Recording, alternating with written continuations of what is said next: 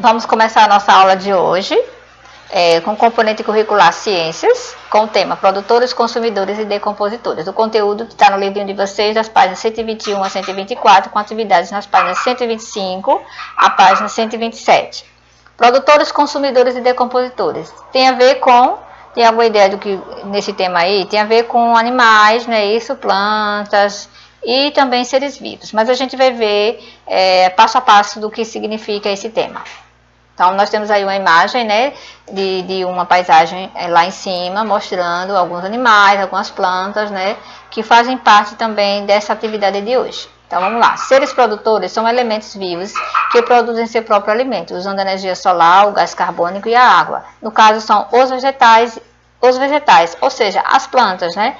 Sabemos que as plantas, elas produzem seu próprio alimento através da fotossíntese, com a presença da luz solar, da água, né, que é importante, do gás carbônico, para poder distribuir ao ambiente o oxigênio. Então, através desse processo, ele produz a fotossíntese, e daí eles são seres produtores porque elas produzem seu próprio alimento. Então, aí nós temos uma planta, a imagem de uma delas, para mostrar sobre o assunto que a gente está falando agora. Seres consumidores são elementos vivos que não produzem seu próprio alimento, se alimentam de outros seres vivos, como exemplo, o homem e os animais. Então, nós temos aí um cavalinho e um homem mostrando que os seres vivos, eles não produzem seu próprio alimento, no caso. Então, o ser vivo, por exemplo, o homem, ele depende de alimento para poder comer. Ele não produz seu próprio alimento, ele precisa comprar ou plantar seu alimento, preparar o alimento para poder depois comer. Os animais, ele precisa correr atrás e procurar, caçar, né, o que ele precisa comer para atender às suas necessidades, né?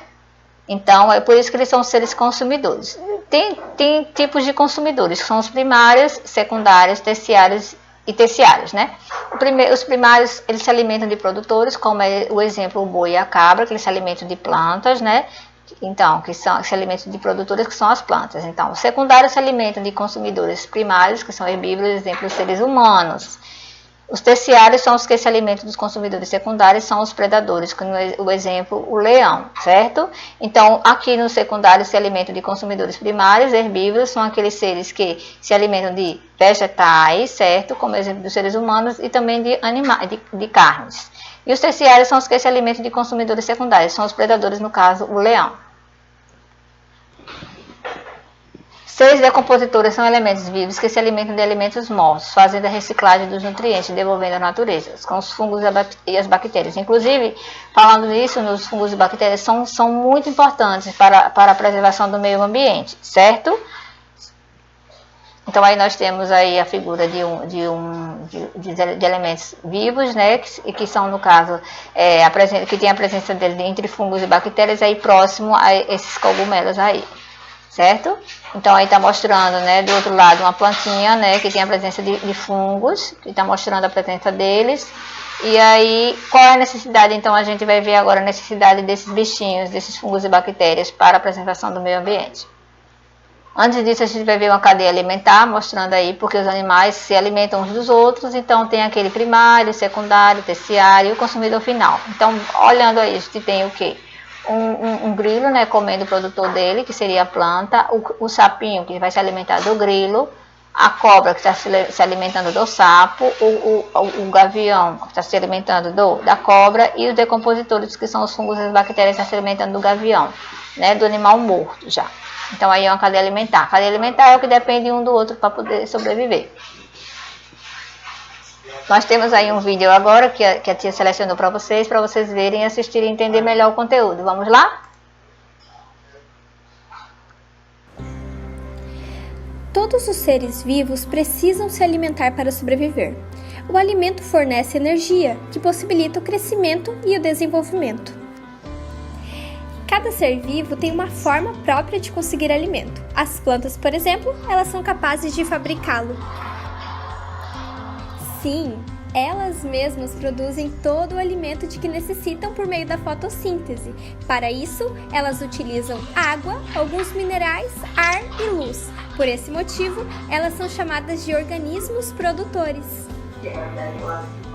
E os animais? Os animais, eles não fabricam o próprio alimento. Eles procuram comida no ambiente em que vivem. Por isso, são conhecidos como organismos consumidores. Os bichos que se alimentam de plantas são chamados de herbívoros ou consumidores primários, porque eles se alimentam de matéria-prima e a planta é uma matéria-prima. Já os que comem outros animais são carnívoros ou chamados de consumidores secundários. Se apenas os produtores podem produzir alimento, isso significa que os consumidores dependem dos produtores. Nós também somos consumidores. Todos os alimentos vêm direta ou indiretamente das plantas. Será? Como o queijo que eu comi pode ter vindo das plantas?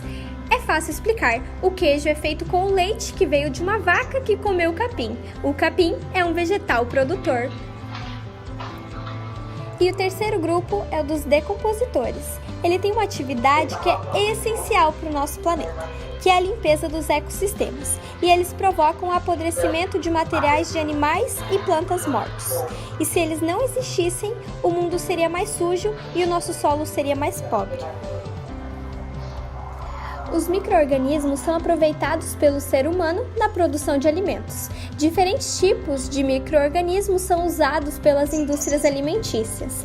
O fermento biológico, utilizado na fabricação dos nossos pães, massas e pizzas e outros alimentos também, é um fungo microscópico que faz a massa crescer e ficar macia. Os queijos e os iogurtes também são exemplos de alimentos que contêm esses micro-organismos na sua composição. Esses micro-organismos, eles também são utilizados em medicamentos. Alguns dos seres minúsculos que vivem no ambiente produzem antibióticos. Desde que foram descobertos na década de 1920, esses remédios têm salvado muitas vidas em todo o mundo. O etanol, utilizado como combustível nos veículos brasileiros, é produzido graças à fermentação da cana-de-açúcar. Esse processo de fermentação utiliza um fungo microscópico. Embora a maioria dos micro-organismos seja útil para o ambiente, as plantas, os animais e as pessoas, alguns deles podem provocar doenças. E por fim, os seres vivos que compõem o ambiente podem ser produtores, que são os vegetais, eles podem ser consumidores, que são os animais, ou podem ser decompositores, que são fungos e bactérias.